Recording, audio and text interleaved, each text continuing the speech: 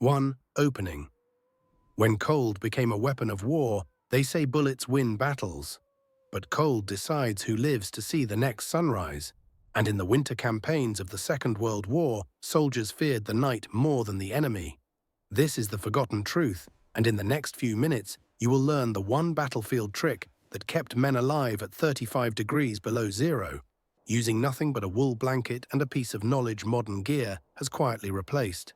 Stay with me, because once you understand this method, you will never look at cold the same way again.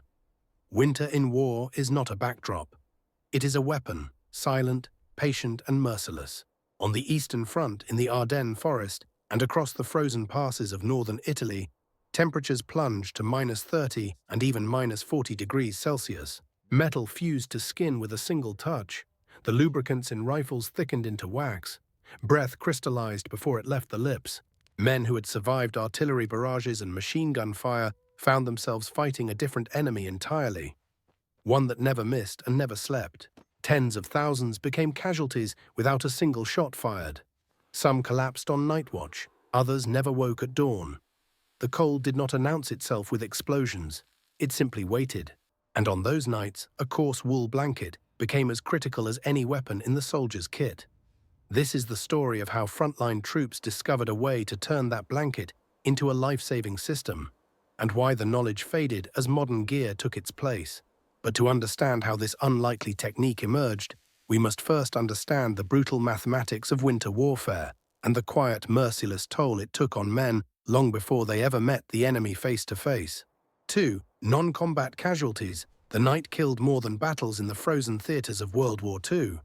Deep cold combined with exhaustion turned sleep into the most dangerous moment of the day. While battles were fought for hours, hypothermia needed only minutes. It made no sound. It drew no blood. And it earned no mention in strategic briefings, yet it claimed more men in some winters than bullets or shrapnel ever did. When a soldier lay down after a day of marching through snow, when sweat chilled beneath his uniform, and when his pulse slowed in rest, his body became vulnerable. Hypothermia does not arrive violently. It steals warmth in silence. Fingers lose feeling. Thoughts become slow. And somewhere in the darkness, the mind drifts toward a sleep that does not end. The Ardennes winter of 1944 and 1945 offers one of the clearest records of this hidden enemy. Veterans wrote of waking in the morning and finding the man beside them frozen stiff, still in the exact position he lay down in the night before. No cry for help. No struggle. Just the cold, performing its terrible work with perfect precision. These were not isolated tragedies. Entire units recorded non-combat casualties as men collapsed from cold shock, frostbite, and silent nighttime hypothermia. The harsh physics of winter punished any mistake. Lying on snow without insulation, wrapping a blanket too tightly, failing to protect moisture from freezing within the layers. It was in these lethal nights, night after night, that soldiers began refining the method that would later be remembered simply as the blanket trick. They did not learn it from manuals. They learned it because every failed attempt had a cost, and every success was rare enough to be shared from man to man, foxhole to foxhole, until a pattern emerged. And central to that pattern was the one material that refused to fail them. 3.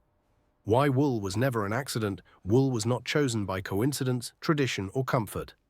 Armies trusted it because history had already tested it for centuries. Roman legionnaires marched through the frozen Alps wrapped in heavy woolen cloaks. Napoleonic soldiers endured the Russian winter with wool greatcoats as their final defense against the cold. And in the mud-soaked trenches of the First World War, wool blankets became the dividing line between a miserable night and a deadly one. The reason is simple and entirely scientific.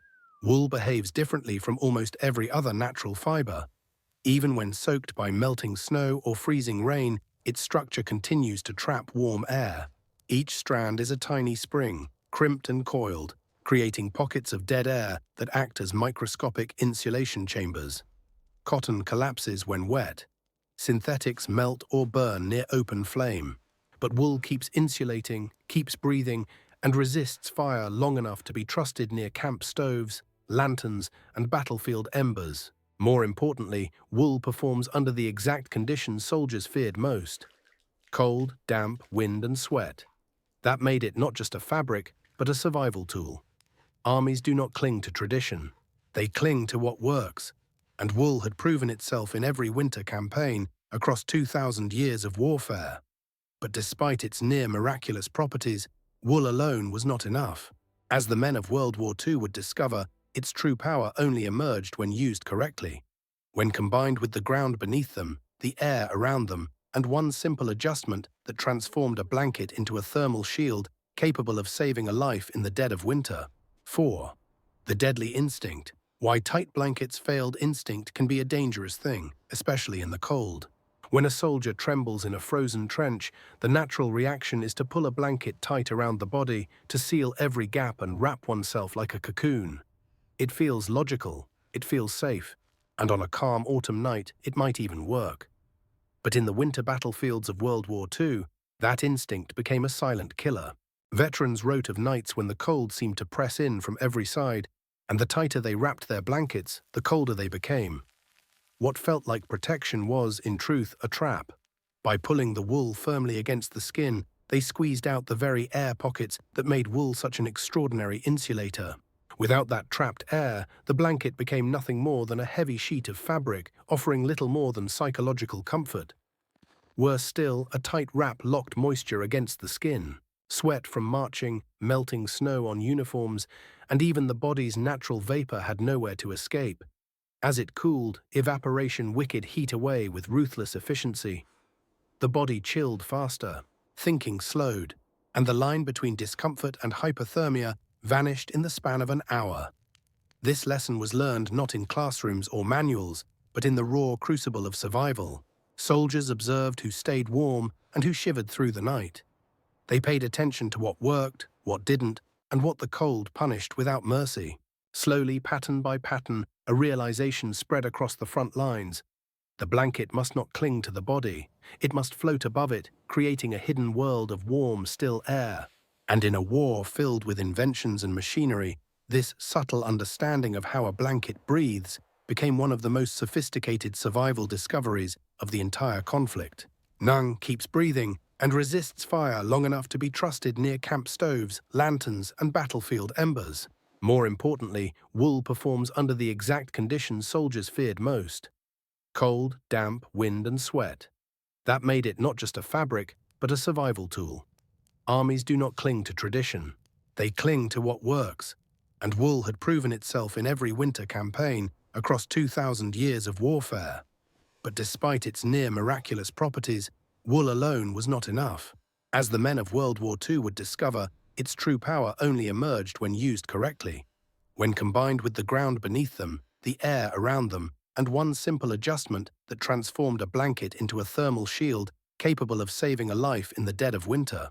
5. Thermal warfare.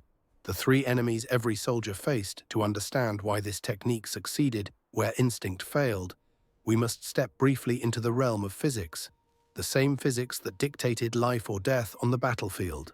In extreme cold, a soldier faces three enemies, each invisible but relentless in its pursuit. The first is conduction, the direct transfer of heat from a warm body into a colder surface. Snow, frozen dirt, and icy trench floors behave like massive heat sinks, draining warmth the moment a soldier lies down. A wool blanket offers no salvation if the earth beneath is pulling heat faster than the body can produce it. The second enemy is convection, the movement of air that steals heat from the surface of the skin and carries it away. Even the slightest breeze becomes a thief in winter. A gap in clothing or the shift of a blanket in the wind can cause warmth to evaporate into the night air. Soldiers learned that the ground was not their only adversary. The wind above them was equally unforgiving. The third and most deceptive enemy is evaporation. Sweat, breath, and moisture from melting frost draw heat directly from the body as they transition into vapor. A soldier does not need to be soaked to suffer from evaporative cooling. A thin sheen of perspiration is enough to accelerate hypothermia under the right conditions. These three forces, conduction, convection, and evaporation, work together like a coordinated attack on the human body. And the remarkable ingenuity of frontline troops was in discovering a simple, tool-free solution that addressed all three threats at once. They insulated themselves from the earth. They shielded themselves from the wind. and they managed moisture in a way that kept the core warm, dry, and stable. This was thermal warfare at its most fundamental level, understanding the enemy you cannot see. 6. The foxhole breakthrough. Blanket as a system. Not an object, it was in the darkness of foxholes and makeshift dugouts that soldiers began to see the blanket not as a single item, but as the heart of a larger system. Their gear was limited, their tools were crude, but their ability to observe, improvise, and adapt was extraordinary. Bit by bit, they built a survival method that modern outdoor gear would spend decades rediscovering. The first realization was simple yet profound. The blanket could not work alone. It needed the ground, the air, and a protective shell to reach its full potential. Soldiers began laying anything they could find beneath their bodies: pine boughs, spare clothing, discarded sandbags, even their backpacks. By lifting themselves a few inches above the frozen earth, they created a barrier of trapped air, the first layer of a functional thermal system. Next came the blanket itself. Instead of wrapping it tightly, soldiers learned to lie on one edge and pull the remaining portion loosely over their bodies, allowing the wool to retain its loft and create a warm microclimate around the torso. The difference was astonishing. Within minutes, the pocket of still air began to heat, and for the first time, the cold no longer pressed directly against the skin. Finally, the system required an outer shell, a poncho, a piece of canvas, or even a sheet of newspaper, to block wind and direct moisture away from the blanket. This simple addition transformed the setup into something far ahead of its time. A primitive but highly effective bivvy system that protected the soldier from all three thermal enemies at once. What emerged in those frozen nights was not luck. It was a distilled form of battlefield engineering, born from necessity, sharpened by observation, and passed down from man to man as quietly as a secret. The blanket trick was not a trick at all. It was a system, a blueprint for survival hidden inside an object every soldier carried, yet few knew how to truly use. 7. The air pocket discovery. Inventing the microclimate as soldiers refined their methods, night after night, one discovery rose above all the others. Warmth did not come from the blanket itself. It came from the pocket of air the blanket allowed them to create. This realization changed everything. It transformed a simple piece of wool into a controlled microclimate, a small artificial world of stability inside a frozen battlefield. The human body constantly releases heat, even in near-fatal cold. But without a way to trap that heat, it vanishes into the ground or the open air. Soldiers eventually noticed that when the blanket hovered slightly above them, when it was not pressed against the chest or wrapped tightly around the arms, the space beneath it warmed dramatically. What had once been an uncomfortable chill slowly turned into a cocoon of livable temperature. They learned to lie on a portion of the blanket, anchoring it beneath their backs, then pull the remaining flap over their torso with just enough slack to preserve the loft. This prevented the fibers from compressing and allowed the blanket's natural crimped structure to do what it was designed to do: trap air. The difference could mean survival on nights when frost coated the inside of helmets and ice formed on rifles left leaning against trench walls. Soldiers described the moment the microclimate activated as a subtle but unmistakable shift. 10 minutes after lying still, a faint warmth began to build. Not the blazing comfort of a fire, but a stable, enduring heat that protected the vital core. In the absence of modern sleeping bags, insulated pads, or synthetic fabrics, this simple manipulation of air and wool became the frontline equivalent of advanced thermal engineering. It wasn't magic. It was physics, discovered not in laboratories, but by cold, exhausted men who had no room for error. And with this understanding, they uncovered the true secret of the blanket. It wasn't a cover. It was an ecosystem. 8. Ground insulation. Why the Earth was the first enemy soldiers quickly realized that the coldest danger wasn't the air around them. It was the ground beneath them. Frozen soil behaves like a massive block of ice. It drains heat relentlessly, far faster than the human body can replenish it. Many men who wrap themselves carefully in blankets still succumb to cold simply because they lay directly on snow or frozen dirt. Field improvisation became a matter of survival. Anything that could lift a body even a few centimeters off the ground was priceless. Armfuls of pine boughs gathered from forest edges, straw pulled from abandoned farms, handfuls of dry leaves, spare uniforms, empty sandbags filled with whatever could be found. All of these served as makeshift insulation. Even a backpack placed under the hips or torso provided enough dead airspace to slow the transfer of heat into the earth. The logic was simple yet profound. Before a soldier could think about staying warm, he had to stop himself from being cooled. Veterans of the Italian mountains wrote of nights where lying directly on rock felt like pressing one's spine against ice. In the Ardennes, some dug shallow depressions and filled them with branches before placing blankets on top. Others lifted themselves with ration boxes or coiled ropes, anything that broke contact with the frozen earth. This wasn't comfort, it was triage. A soldier could endure harsh winds or thin blankets, but no one could defeat the cold of the ground without a barrier. And once this principle became clear, it became the foundation of the entire blanket system. You don't sleep on the earth, you defend yourself against it. In many ways, this lesson echoes into modern outdoor survival. Sleeping pads, foam mats, and air cushions all exist for a single reason. The same reason soldiers improvised in the snow 80 years ago. The ground does not forgive. 9. Vapor barrier, the most misunderstood survival weapon if the air pocket was the breakthrough and ground insulation was the foundation. Then the vapor barrier was the final stroke of genius, one so counterintuitive that even today many people get it wrong. Soldiers discovered that placing a crude outer layer over the wool blanket transformed the entire setup. This could be a canvas poncho, a piece of oilcloth, a shelter half, or even discarded sheets of newspaper scavenged from ruined buildings. This outer layer acted like a shield against the wind, stopping convection from stripping away precious warmth. But more importantly, it redirected the body's moisture outward. Instead of soaking into the wool and collapsing its insulating loft, vapor traveled through the blanket and condensed on the inside of the outer layer. Soldiers woke to find the poncho stiff with ice, while the wool beneath remained dry and functional. This phenomenon, frost forming on the outside layer, was the field proof that the system worked. Nature itself confirmed the physics. Evaporated moisture moved away from the body, froze where the temperature dropped, and left the insulating layers intact. In diaries from the Ardennes, men described brushing frost off their shelter halves each morning, amazed that the blanket underneath still felt usable instead of soggy and cold.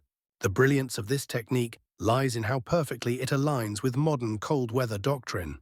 Today's bivy sacks, vapor barrier liners, and three-layer sleep systems follow the exact same logic. Moisture must be controlled and wind must be neutralized. Soldiers in World War II had none of these modern tools, yet by necessity they engineered a crude but highly effective equivalent.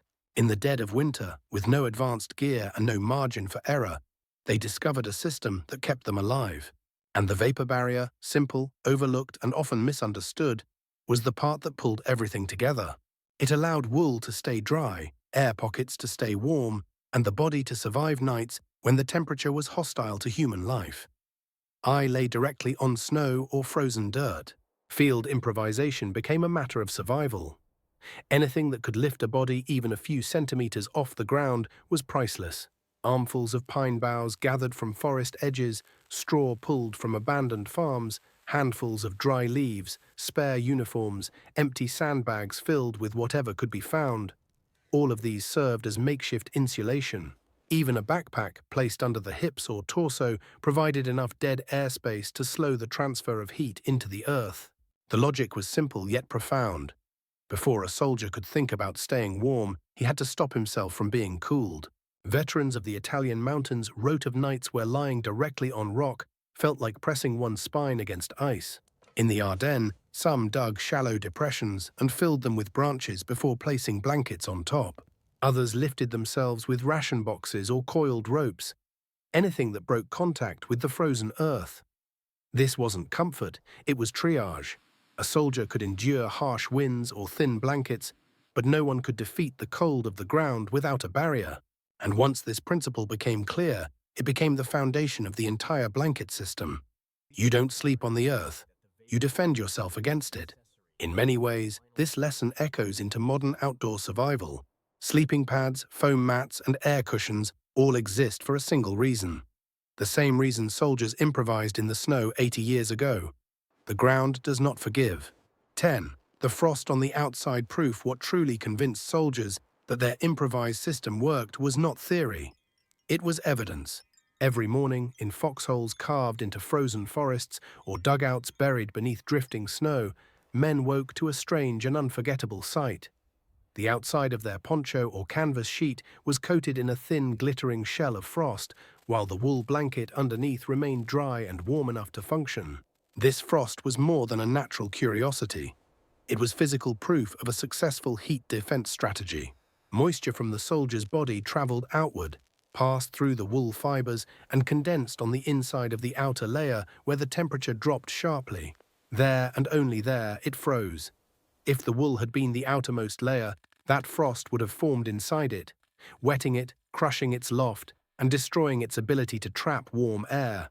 Instead, the wool stayed relatively dry, the air pocket stayed intact, and the blanket continued to insulate. The frost became a visible map of the system at work. Heat was being held inside, moisture was being expelled, and the outer shell was stopping the wind from robbing the body of its remaining warmth. Some soldiers wrote that the sound of shaking off the frozen poncho in the morning became part of their routine, a brittle cracking that reminded them they had survived another night. Modern cold-weather gear engineers still point to this process as the foundation for moisture management in extreme environments. Yet few today realize that young men lying in the snow 80 years ago were the ones who proved, through sheer observation and necessity, exactly how vapor barriers should behave. The frost did not lie.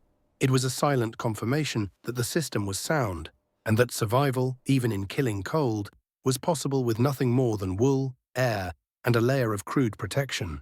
11. From foxholes to military doctrine, the blanket method was never formally issued as a regulation in World War II, yet its insights spread far beyond the trenches and forests where it was born. After the war, military researchers reviewing cold weather injuries were stunned by the effectiveness of the improvised systems soldiers had developed in the field. By studying what worked, armies quietly began reshaping their official doctrine.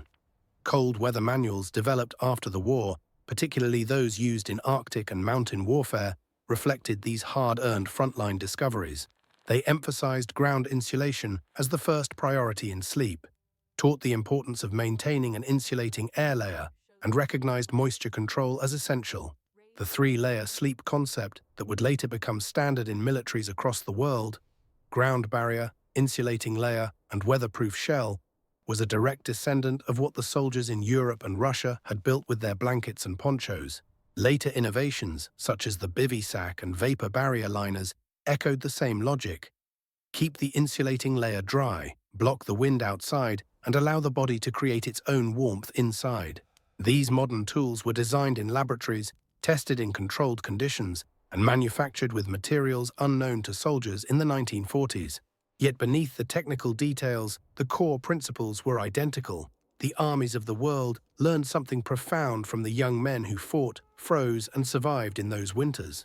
They learned that survival was not about adding more gear, but about understanding the environment and manipulating it with whatever tools were available. The foxhole became the classroom, and the soldiers became the instructors. It is no exaggeration to say that the winter survival systems used by today's elite forces owe their origins to soldiers who had nothing but wool, canvas, and a desperate need to see the next dawn. 12. Why this knowledge disappeared if this technique was so effective, so elegant, and so deeply rooted in physics? Why did it fade from public memory? The answer lies in the world that emerged after World War II. Central heating became widespread, homes grew warmer, sleeping bags grew thicker, and new synthetic materials promised effortless insulation without thought or skill. The art of manipulating air, moisture, and ground contact quietly vanished from daily life. For most people, cold became an inconvenience, not a threat. Few slept outdoors in winter. Even fewer understood how quickly the environment can turn lethal. As technology advanced, the average person lost the ability to see warmth as a system, something to be constructed, managed, and protected. The winter skills that soldiers once passed to each other in hushed voices became obsolete in the eyes of a society that believed discomfort could always be solved with better gear. But nature has not changed. Moisture still steals heat without mercy. Frozen ground still drains warmth 6 times faster than cold air. Wind still strips body temperature at a terrifying pace. And wool, crimped, imperfect, ancient, still performs its quiet miracles better than many modern fabrics. We did not stop using this knowledge because it no longer worked. We stopped because we stopped needing it. And when necessity disappears, memory follows. Yet for anyone who steps outside the glow of artificial heat, for hikers, travelers, emergency responders, or anyone who might one day face winter without warning, these forgotten principles remain as vital as ever. The blanket trick is not a relic. It is a reminder that the laws of physics still shape our survival, even when we forget them. 13. The real lesson: think like a soldier, not a consumer. When we look back at the men who survived those impossible winter nights, it becomes clear that their greatest tool was not wool or canvas, or any particular piece of gear. Their greatest tool was how they thought. They approached cold not as something to be endured, but as a problem to be engineered, a system to be shaped and controlled. Modern life conditions us to believe that solutions can be bought, that staying warm is simply a matter of acquiring the right jacket, the right sleeping bag, or the latest synthetic fabric promising extraordinary performance. But soldiers in World War II had no such luxuries. They had to rely on principles, not products. They paid attention to how the body loses heat. They observed what the environment stole from them. They learned to use the materials at hand, not perfectly, but intelligently. This mindset is the core of survival.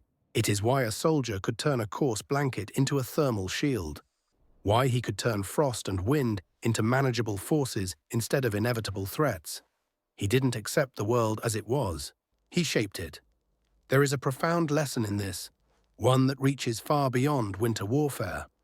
The world rewards those who understand its mechanisms. Anyone can rely on equipment when conditions are easy. But in moments of crisis, in the cold, in the dark, in the unknown, the advantage belongs to the person who understands why something works, not just how to use it. The blanket trick is, in truth, not a trick at all. It is a demonstration of applied physics, of problem-solving under pressure, and of a mentality that refuses to surrender to the elements. It shows us that survival is rarely about what we carry, and always about how we think. And in that sense, every soldier who endured those nights carries a message for the modern world. Understand your environment, adapt your tools, and never trust comfort more than knowledge. 14. Closing. A blanket as a historical weapon. A wool blanket seems like the simplest object in the world, a relic from an older time. But when placed in the frozen crucible of war, it became something far more significant. It became a weapon against the cold, a shield against the night, and a testament to human ingenuity. It protected men when nothing else stood between them and the indifferent brutality of winter. In every frost-covered poncho shaken out at dawn, in every microclimate built from nothing but breath and endurance, we see a truth that has not changed since those nights on the Eastern Front.